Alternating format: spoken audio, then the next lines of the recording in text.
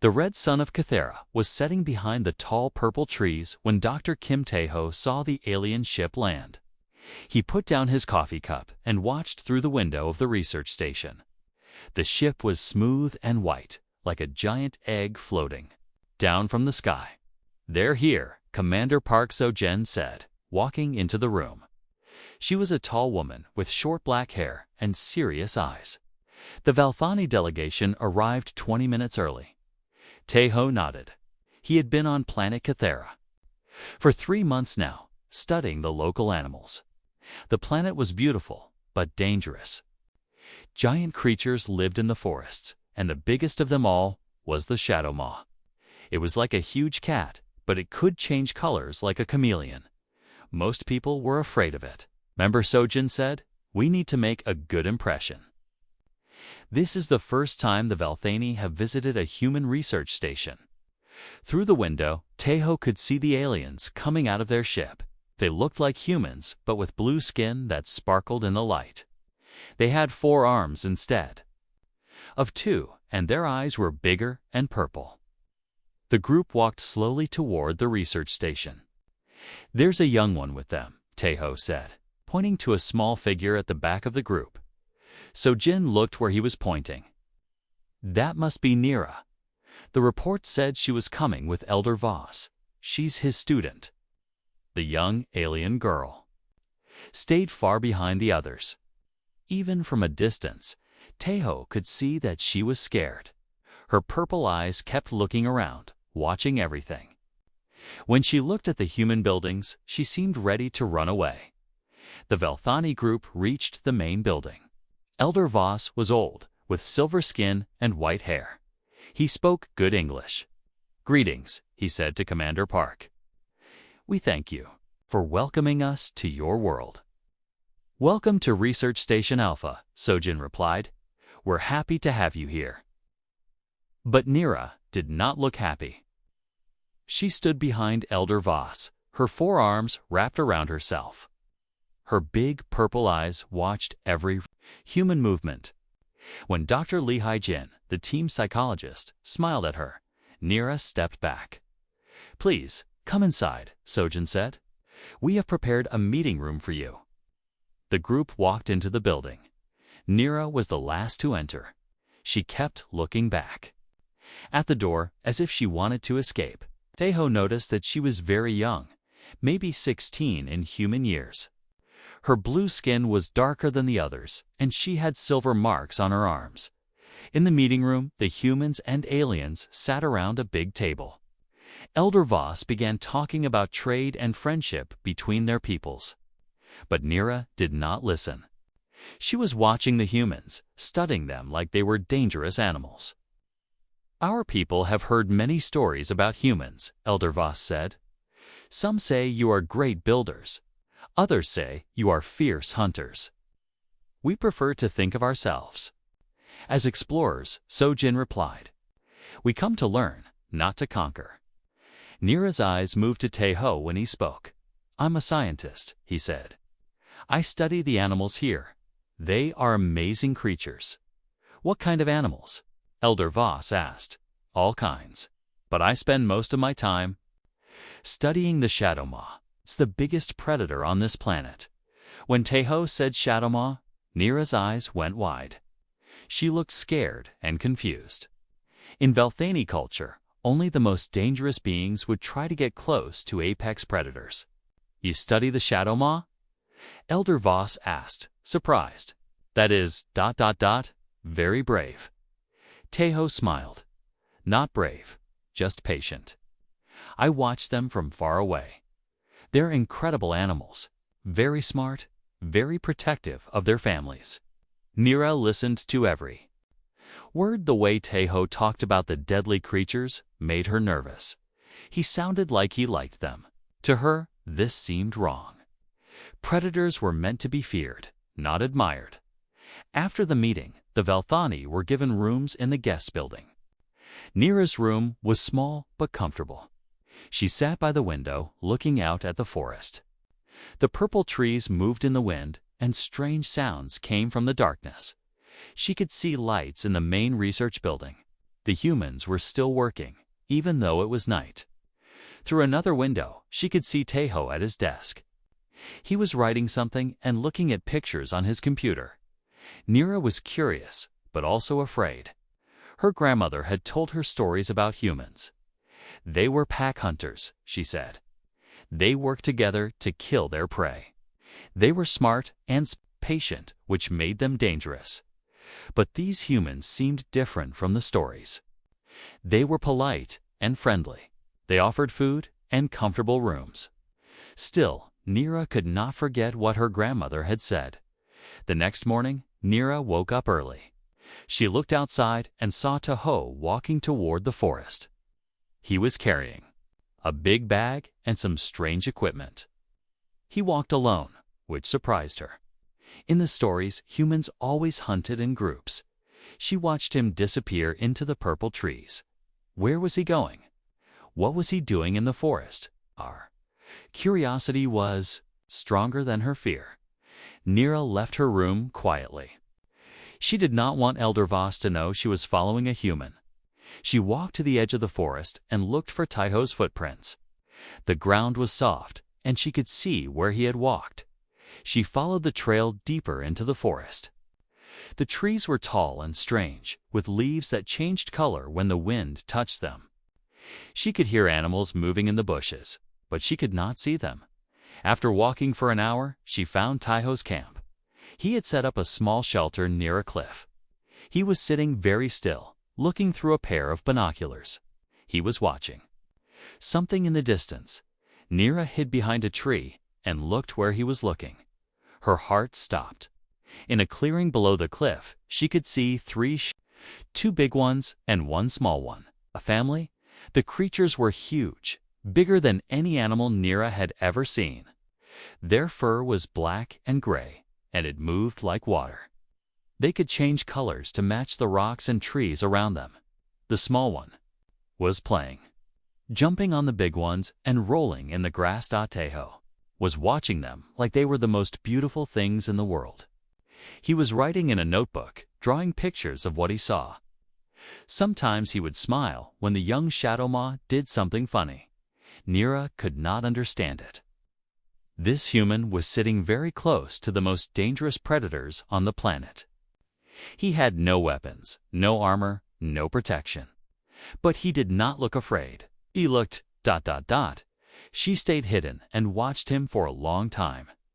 Taeho never moved closer to the Shadow Mouse. He never tried to hurt them. He just watched and wrote in his notebook. When the sun was high in the sky, the Shadow Ma family left the clearing. Taeho packed his things and walked back toward the research station. Nira followed him from far away, her mind full of questions. What kind of hunter was this human? Why did he watch the predators but not kill them? What was he writing in his notebook? That night, Nira could not sleep. She kept thinking about what she had seen. Everything her grandmother had told her about humans was wrong. Or maybe this human was different from the others, she decided. She would watch him again tomorrow. She needed to understand what he was really doing in the forest. For 5 days, Nira followed Taeho into the forest. She learned to move quietly through the purple trees, staying far enough away that he could not see her. Every morning, he would pack his bag and walk the same path to his watching spot near the cliff. The human had a routine. He would arrive at sunrise, set up his small shelter, and then sit very still for hours. He watched the Shadow Ma family through his binoculars and wrote in his notebook. Sometimes he would take pictures with a small camera, but he never used flash. He was always quiet, always careful not to disturb the creatures. Nira found this behavior very strange. In Velthani culture, warriors would never approach such dangerous animals without weapons. They would bring energy, guns, force shields, and hunting nets. But Taeho carried only his notebook, camera, and some food. On the 6th day, something different happened. Nira was hiding behind her usual tree when she saw one of the adult Shadow Moths lift its head. The creature was looking directly at Taeho's hiding spot. Its yellow eyes were bright and alert. Nira held her breath. She was sure the predator would attack. The shadow maw was huge, with claws as long as knives and teeth like white daggers. It could kill the human in seconds. But the attack never came. Instead, the shadow maw tilted its head like it was curious. It took a few steps toward Taeho's shelter, sniffing the air. Taeho did not move. He sat perfectly still, not even breathing hard. The two creatures looked at each other for a long moment. Then the shadow maw made a low sound, almost like a purr. It was not angry or threatening. It sounded ... friendly. Taeho whispered something very softly. Nira could not hear the words, but his voice was gentle. The shadow maw's ears moved forward, listening. After another moment, the big creature turned and walked back to its family. Nira was shocked. She had never seen anything like this before. The stories her grandmother told were about humans being fierce pack hunters. But this human seemed to talk to the predators like they were friends. That afternoon, Dr. Lee Ha-jin was working in her office when she noticed something unusual. Through her window, she could see the young Velthani girl walking back from the forest. This was the third time this week she had seen Nira coming from that direction. Ha-jin was a behavioral psychologist. She studied how people and aliens acted and why they did certain things. Nira's behavior was interesting. The girl was supposed to be afraid of humans, but she kept going into the forest alone. Commander Park Ha-jin said over the radio, "I think our young Velthani guest might be following Dr. Kim into the forest." Sojin's voice came back through the speaker. "Are you sure?" "Pretty sure. I've seen her coming back from the forest several times. Always around the time Taeho returns from his research trips. Should we stop her?" Ha-jin thought about this. "No, not yet. Let's watch and see what happens. Maybe this is her way of trying to understand us." That evening, Elder Voss was sitting in the common room with Commander Park. They were drinking tea and talking about trade agreements. Elder Voss looked tired. The old Velthani had been working hard to build friendship between their peoples. "Your Dr. Kim's work is very interesting," Elder Voss said. "We have legends about creatures like your shadow maws. We call them the Silent Death. Our people have always feared them." "Taeho has a special gift with animals," Sojin replied. "He can get close to creatures that would run from other people." "Yes, I have heard this. But there are other stories about humans that worry my people." Elder Voss set down his teacup. "We have legends about the silent hunters, beings who could approach any creature without making them afraid. But these beings were not friends to the animals. They were perfect predators." Sojin felt uncomfortable. "Our people are not like that. We study animals to protect them, not to hunt them." "I believe you," Elder Voss said. "But young Nira has grown up with these stories. To her, a human who can get close to apex predators might seem very dangerous." That night, Nira sat in her room, thinking about what she had seen. She opened her personal computer and started writing her thoughts. Day 6 of watching The Human Scientist, she wrote, "Today, the shadow maw came very close to him. I thought it would attack, but instead, they seemed to communicate. The human made soft sounds, and the predator listened. This does not match what grandmother told me about human hunters." She stopped writing and looked out the window. The research station was quiet. Most of the humans were sleeping, but she could see light coming from Taeho's office. He was still working, even late at night. Nira was curious about what he was writing. What did his notebook say about the shadow maws? What did he really think about these dangerous creatures? The next morning brought rain. The purple trees dripped. Water and the forest floor was muddy. Nira thought Taeho would stay inside, but she was wrong. At sunrise, she saw him leaving the station with his bag and waterproof coat. She followed him, as usual. But the rain made it harder to move quietly. Her feet made squelching sounds in the mud, and water dripped from the leaves above. But Taeho seemed too focused on his work to notice. When they reached his watching spot, Nira saw something new. Taeho had built a small waterproof shelter for his equipment, but he had also built something else, near a tree.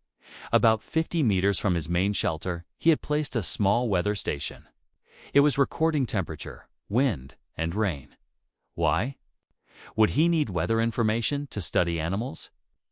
Nira watched as Taeho checked the readings and wrote them in a different notebook. He seemed very interested in how the weather affected the Shadow Maw's behavior. The rain continued all day. The Shadow Maw family stayed in their den, a cave hidden in the rocks. But Taeho did not leave. He sat in his shelter, writing and waiting. Sometimes he would look through his binoculars at the cave entrance. But mostly, he just wrote. Nira was getting cold and wet, but she did not want to leave. She wanted to understand what the human was doing. Why did he sit in the rain all day, just to watch an empty clearing? Late in the afternoon, something happened. The youngest Shadow Maw, just a cub, came out of the cave. It was curious about the rain. The little creature played in the puddles, splashing water with its big paws. Taeho immediately started writing and taking pictures. But he did not move. Closer, he stayed in his shelter, recording everything the cub did. When the cub slipped and fell in a puddle, Taeho actually laughed quietly. He seemed to think it was cute. This surprised Nira. Predators were supposed to be feared, not thought of as cute.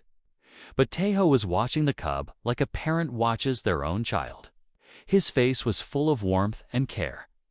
The adult shadow came out to check on their cub. They sniffed the air and looked around, making sure it was safe. Their eyes found Taeho's shelter, but they did not seem worried. They had seen him before.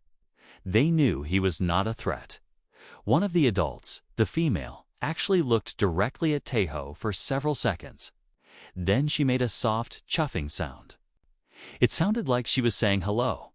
Taeho whispered something back, so quietly that Nira could barely hear it. Hello to you too, Luna. Luna, he had given the predator a name. This was not the behavior of a hunter. Hunters did not name their prey. They did not care about weather patterns or take pictures of cubs playing in puddles. As the rain stopped and the sun came out, Nira realized something important. This human was not studying the Shadow Maws to hunt them. He was studying them because he cared about them. He wanted to understand them, to protect them, but this made him even more dangerous in a different way. If humans could make friends with apex predators, what did that say about human power? What did it mean for other species in the galaxy? Decided she needed to learn more. Tomorrow, she would get closer. She would try to hear what Taeho was writing in his notebook. She needed to understand what kind of being could earn the trust of the most dangerous predators on the planet. As she walked back to the research station, her mind was full of questions. But one thing was becoming clear. Everything she thought she knew about humans might be wrong. The storm came without warning. The wind picked up, and the purple trees began to bend and sway. Rain started falling in heavy drops. This is bad. Nira whispered to herself. She had been on Cathara long enough to know that the planet's storms could be deadly. The research station was too far away. She needed to find shelter quickly. Through the rain, she could see Taeho running toward a small cave in the rocks. It was the same cave system where the Shadow Maw family lived, but this entrance was smaller and higher up the cliff. Nira had no choice. She followed him. The cave was dry and warm inside. Taeho was already there, setting up a small battery-powered light. When he saw Nira come in, he was not surprised. He just smiled and moved over to make room for her. I wondered when you would stop hiding, he said in a gentle voice. You've been following me for a week. Nira felt her face turn darker blue. She was embarrassed. You knew? I'm a scientist. I notice things. Tejo pulled out a thermal blanket from his bag. Here, you're shivering. This will help. Nira took the blanket, but stayed near the cave. Entrance, she was still not sure if she could trust this human. Outside, the storm was getting worse. Lightning flashed across the sky, and thunder shook the ground. We might be here for a while, Tejo said. He pulled out a small recorder and started speaking into it. Unexpected storm has forced me to take shelter in cave system 7B. Weather patterns on Kithara are more violent than initially reported. Nira listened carefully. This was her chance to learn what he really thought about the planet and its creatures. The Shadowmaw family I've been observing has shown remarkable adaptation to weather changes. Tejo continued. The female, which I've designated Luna, seems to predict storms hours before they arrive. She moves her cubs to higher ground and secures extra food. This suggests intelligence levels much higher than we first thought. He paused and looked at his notebook. The cubs are growing fast. It's the smallest one, which I call Star, because of the white mark on her forehead is becoming more curious about the world outside the den. She started exploring farther from her mother, but Luna always keeps her in sight. Nira was surprised. The way Tejo talked about the predators was like how her own people talked about their children. He cared about them. He worried about their safety. Today I noticed something concerning, Tejo said into the recorder. Star has been coughing. It's not normal. The cough is dry and happens mostly in the morning. I need to research possible. The screen showed medical information about various diseases that could affect large mammals. Nira watched as he read through page after page of information. You're worried about the cub, she said softly. Tejo looked up. Yes, very worried. If she's sick, it could spread to the whole family. But why do you care? They're just animals. He looked sad and a little angry. They're not just animals. They're intelligent beings with families and feelings. Star is Luna's daughter. If something happens to her, Luna will be heartbroken. Nira did not understand, but they're predators. They're dangerous. So are humans, Tejo said quietly. That doesn't mean we don't deserve to live and be happy. He went back to his research, reading about plant medicines that might help with respiratory problems. Nira watched him work. She had never seen anyone care so much about creatures that were not their own species. The storm continued through the night. Tejo shared his food with Nira, and they talked quietly to avoid disturbing any animals that might be sheltering nearby. As the hours passed, Nira learned more about the human than she had in all her days of watching. I have a younger sister back on Earth, Tejo said, looking at a picture on his phone. Her name is Minyoung. She's about your age. She loves animals, too, but she's studying to be a veterinarian. She wants to help sick animals get better. Is that why you became a scientist? Nira asked. Partly, but mostly, I became a scientist because I wanted to understand how different species can live together peacefully. There's so much we can learn from each other. Nira thought about this. My grandmother says humans are pack hunters. She says you hunt together and never give up until you catch your prey. Tejo nodded. Your grandmother is right about some things. Humans do work together very well, and we don't give up easily. But we don't have to use these abilities to hurt others. We can use them to help. How? By working together to study and protect other species. By not giving up when we're trying to solve problems. By using our pack hunting skills to hunt for knowledge instead of hunting for food. As the night went on, Nira listened to more of Tejo's personal recordings. He talked about missing his family, about the responsibility he felt to make sure his research helped the planet instead of harming it. He talked about his dreams of a future where humans and aliens could be friends, where different species could share knowledge and make the galaxy a better place. I know some humans have done terrible things, he said during one recording. But that doesn't mean all humans are bad. It's just like not all shadow maws are dangerous killers. Some are just mothers trying to protect their babies. When morning came, the storm had passed. Taeho packed his equipment and got ready to leave the cave. But before they left, he did something that amazed Nira. He had found several plants during the night that might help with Star's cough. He carefully prepared them, grinding them into a powder and mixing them with water. Then he placed the mixture in a small container near the cave entrance where the Shadow Maw family would find it. "Will they know what it is?" Nira asked. Shadow Maws are very smart," Taeho said. "I'm just offering help." They left the cave together and walked back toward the research station. Along the way, Taeho pointed out different plants and explained how they were used by various animals on the planet. He knew which ones were food, which ones were medicine, and which ones were dangerous. "How do you know so much?" Nira asked. "I've been studying this planet for 3 months, but I've been studying animal behavior for 10 years.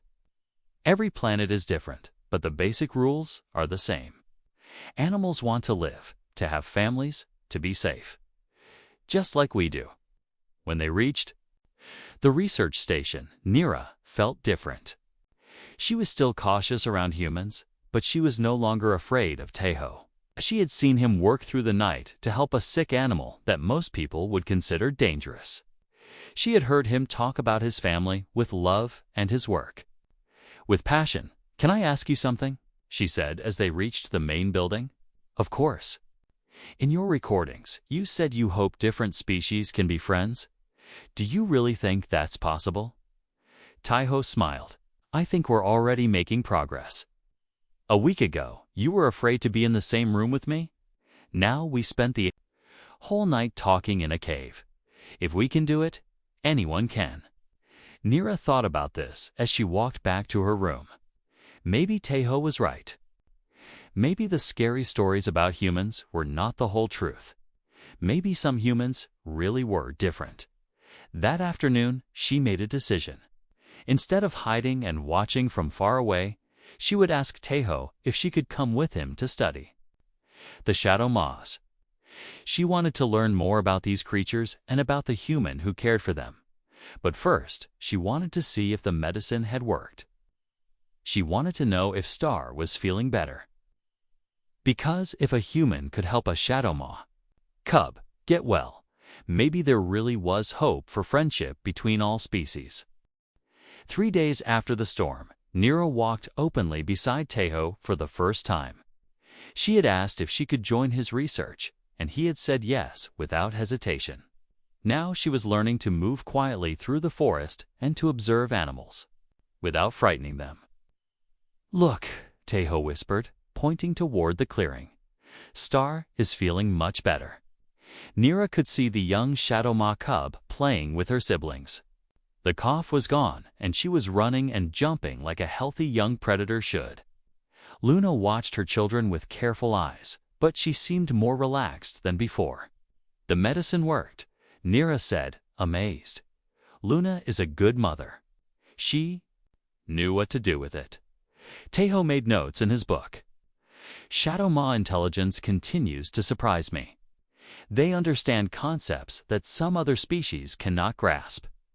Nira was about to ask more questions when they heard a loud noise from the sky. Both of them looked up to see a black ship flying low over the forest. It was not like the smooth Velthani ships or the research station's transport. This ship was rough and ugly, with big guns attached to its sides. "That's not one of ours," Taeho said. His voice worried. The ship landed somewhere deeper in the forest, near the Shadow Maw territory. Taeho immediately started packing his equipment. "We need to get back to the station and report this." But before they could leave, they heard voices coming through the trees. Men were talking loudly and laughing. The sounds were getting closer. "Hide," Taeho whispered urgently. He and Nira crawled behind some large rocks. Just as 3 men walked into the clearing. The men wore military-style clothes and carried big energy weapons. Their leader was a tall man with scars on his face and cold eyes. He looked around the clearing like he owned it. "Perfect," the leader said. "The scans were right. There's a whole family of shadow moths here. How much can we get for their pelts?" asked one of the other men. "A lot. Rich people on the inner worlds pay millions for shadow moth fur. And the claws and teeth are worth even more." Nira felt sick. These were poachers, illegal hunters who killed rare animals to sell their body parts. They were exactly the kind of humans her grandmother had warned her about. "What about the cubs?" the third man asked. "Cubs are worth the most. Live cubs sell for even more than adult pelts. We can capture them and sell them to private collectors." Tejo's hands were shaking with anger. Nira could see he wanted to do something, but there were 3 armed men and only one of him. She expected him to stay hidden or maybe try to sneak away to get help. The poachers started setting up their equipment. They had nets, cages, and weapons designed to stun rather than kill. They wanted to capture the family alive so they could decide later which ones to kill and which ones to sell. "The readings show they're in that cave system," the leader said, pointing toward Luna's den. "We'll set up a perimeter and wait for them to come out." That was when Tejo did something that shocked Nira. Instead of hiding or running away, he stood up and walked out from behind the rocks. "You need to leave," he said loudly. "This is a protected research area." The 3 poachers spun around, surprised. The leader laughed when he saw Tejo. "A scientist," he said with a mean smile. "What are you going to do? Write a report about us?" "I'm going to ask you nicely to leave. These animals are under protection of the Galactic Research Council." "The Research Council has no power out here," the leader said. "This planet isn't even fully colonized yet. No one will miss a few animals." Tejo stepped closer to the cave entrance, putting himself between the poachers and the shadow moth den. "I can't let you hurt them. You can't stop us," one of the other men said, raising his weapon. Nira watched in horror. Tejo had no weapons, no armor, no backup. The poachers could kill him easily, but he did not move away from the cave. He was protecting the shadow moth family, even though it might cost him his life. "You have one last chance to leave peacefully," Tejo said. His voice was calm, but Nira could see his hands were steady now. He had made his choice. The leader laughed again. "Move, scientist, or we'll move you." That was when Luna appeared. The adult female shadow moth came out of the cave silently, her fur changing colors to match the rocks around her. She was enormous, much bigger than Nira had realized. Her yellow eyes were fixed on the armed men, and her lips were pulled back to show her huge teeth. The poachers immediately raised their weapons, but they were nervous now. Facing a shadow moth up close was very different from hunting one from a distance. "Take the shot," the leader yelled, but before anyone could fire, something amazing happened. Luna looked at Tejo, and he looked back at her. Then, very slowly, Tejo started making soft sounds, the same gentle noises Nira had heard him use before. Luna's ears moved forward. She was listening. Tejo took a step to his left, still making the soft sounds. Luna watched him carefully. Then she took a step in the same direction. They were moving away from the cave entrance, away from where the cubs were hiding. "What's he doing?" one of the poachers whispered. Nira realized what was happening. Tejo was using his knowledge of shadow moth behavior to communicate with Luna. He was telling her to move her family away from the danger, and she was listening. To him, the other adult shadow moth, Luna's mate, appeared next. He was even bigger than Luna, with battle scars on his sides. Behind him came the 3 cubs, including Little Star. Working together, Tejo and Luna led the family away from the clearing and toward the deeper forest. The poachers followed, but they were confused and afraid. They had expected to hunt sleeping animals, not to face a coordinated group working together. The scientist is controlling them somehow, the leader said. Take him down first. But as soon as the poacher raised his weapon toward Taeho, Luna roared. It was a sound that shook the trees and made the ground vibrate. The other adult joined in, and together their roars echoed through the forest. The poacher's hands were shaking now. One of them dropped his weapon. This is wrong, he said. They're working together. The human and the predators are working together. From her hiding place, Nira saw something she would never forget. Taeho was not controlling the shadow maws. He was communicating with them, warning them about the danger. And they trusted him enough to follow his guidance. Suddenly, alarms started blaring from the direction of the research station.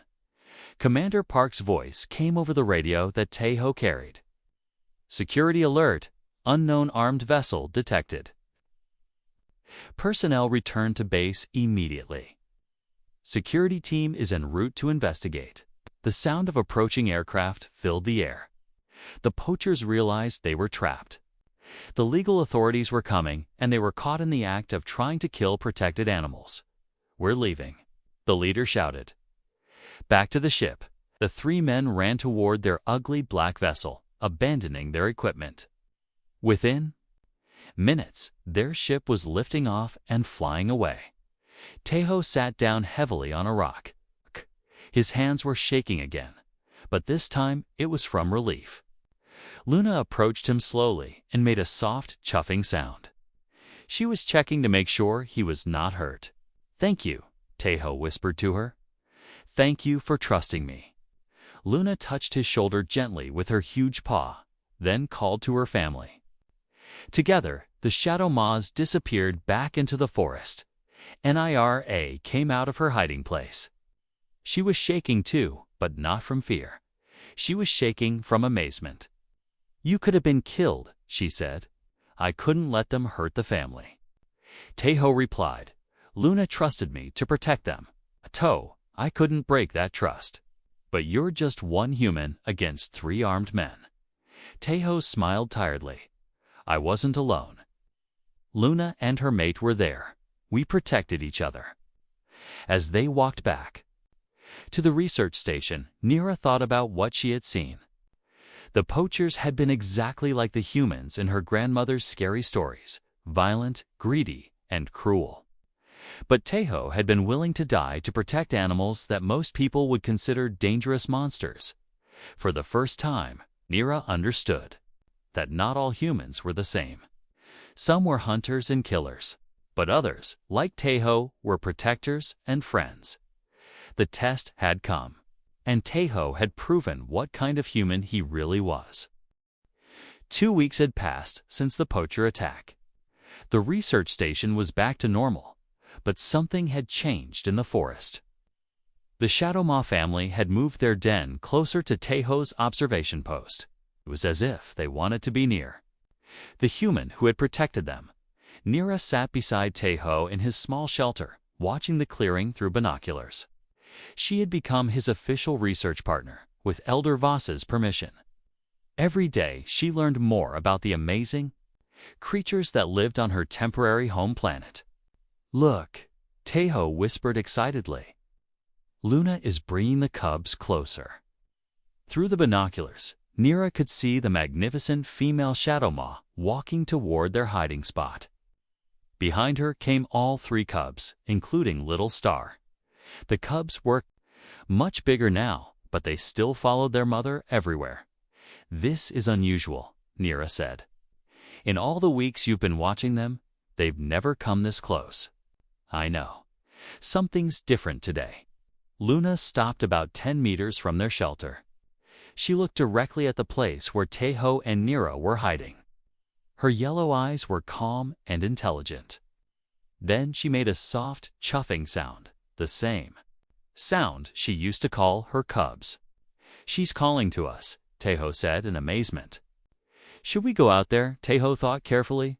I think she wants us to. But we have to move very slowly and let her make the choices. They put down their binoculars and moved to the shelter entrance. Taeho went first, crawling out on his hands and knees to make himself look smaller and less threatening. Nira followed, her heart beating fast. Luna watched them come out of the shelter. She tilted her head, studying them. The cubs were curious too, but they stayed close to their mother. Tejo sat down on the ground and became very still. Nira did the same. They waited to several minutes. Nothing happened. Then Luna took a step forward. Then another. She was moving toward them very slowly, testing to see if they would run or attack. When she was about 5 meters away, Luna stopped. She made another soft sound, and the largest cub, a young male they called Thunder, came forward to stand beside her. "He's beautiful," Nira whispered. Thunder was almost as big as his mother now. With the same color-changing fur and bright yellow eyes, he looked at the two researchers with curiosity. Then, to everyone's surprise, he took another step forward. "Stay very still," Tejo said quietly. "Let him decide what he wants to do." Thunder approached until he was only 2 meters away. He sniffed the air, learning their scents. His ears were forward, showing he was interested, but not afraid. Then, something incredible happened. Thunder came even closer and touched Tejo's outstretched hand with his huge nose.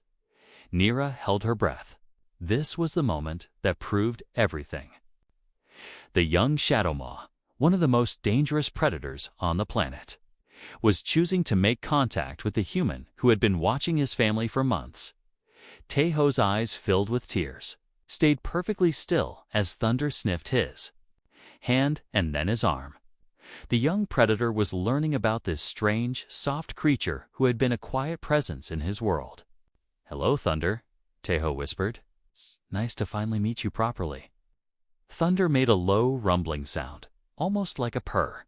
He seemed to like the gentle voice. Then he did something that made both researchers gasp. He lay down next to Tejo, resting his massive head near the human's leg. Luna watched this interaction carefully. When she saw that her son was safe and comfortable, she called to the other cubs. Star and her sister, whom they called Storm, came forward slowly. Tejo, Nira whispered, "They're treating you like family." It was true. The cubs were behaving the same way they did with their parents, relaxed, playful, and trusting. Star came close enough to sniff Nira's hair, while Storm investigated Tejo's backpack with curious paws. Luna herself came closer. She was enormous up close, bigger than a small vehicle. Her claws were as long as knives, and her teeth could crush bones. But her yellow eyes were gentle as she looked at the two researchers. She made a deep, rumbling sound in her chest. It was the sound shadow maws made when they were content and happy.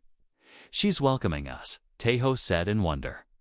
"After all these weeks of watching from a distance, she's finally inviting us into her family space." For the next hour, the humans and shadow maws shared the clearing. The cubs played around them, sometimes coming close enough to touch.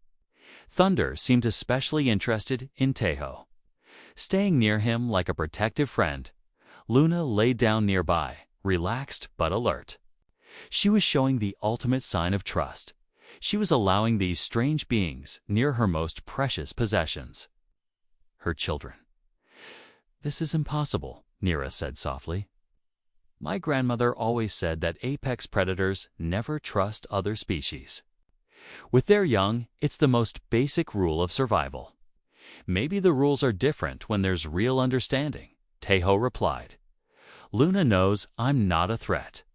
She's seen me protect her family. She's decided I'm ... safe." As the sun began to set, Luna stood up and called to her cubs. It was time for them to return to their den.